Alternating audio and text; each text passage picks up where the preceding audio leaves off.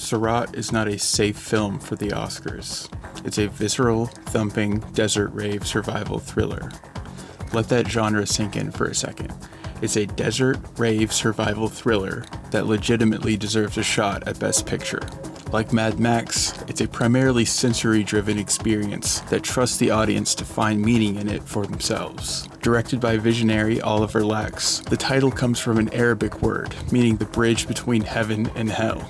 This is Sirât. The most striking thing watching for the first time is how real it feels. It's not a morality play about something. It feels like you were just dropped into something. A big part of that comes from the actors and the casting. Aside from the lead, Sergei Lopez, of Pan's Labyrinth fame, 5 of the 7 main characters had never acted professionally before. They were actually scouted from raves from across Europe. What I like of shooting a non-professional actor is that they're just in front of the camera. They don't play, you know. I invent them like they are. It's really powerful, this energy, this vulnerability that they have, you know.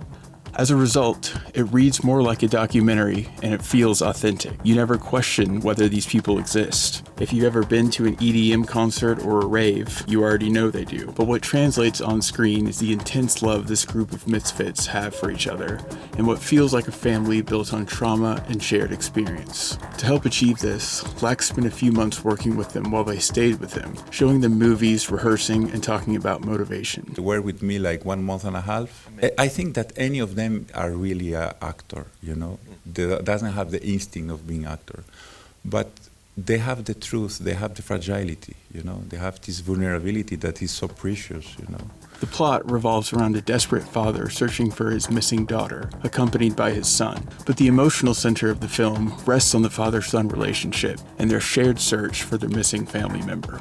The scenes between father and son are intimate, the dialogue feels alive, and the undertone of sadness and worry is ever present. And it's this search for a loved one that leads them on a trek through the harshest and most unforgiving climate in the world.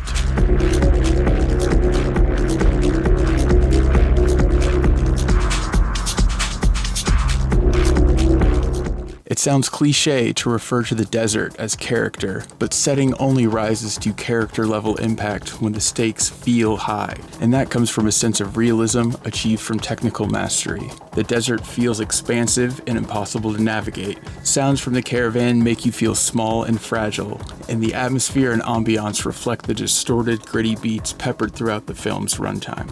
But these elements only come together as a product of hard work and time. Lax had been working on the idea and how to shoot it for more than 10 years.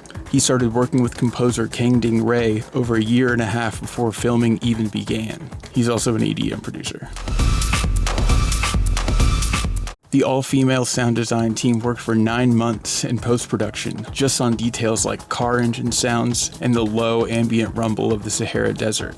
The sound combines with the score to shape the emotional experience, and the team was rewarded with a nomination for their efforts. There's an undercurrent of transcendence and meaning and belonging, but making heads or tails of this is left up to you, the audience, to perceive and reconcile in your own way. At no point does anyone hold your hand or hit you over the head with a hammer. Sirât refuses to do what we are so used to seeing in American films. It's less moralistic and more introspective. The film doesn't guide you towards meaning, it just creates the space for you to confront your own. The purpose was to connect more with my fragility, with my vulnerability, with my wound, you know, to connect more with the lack.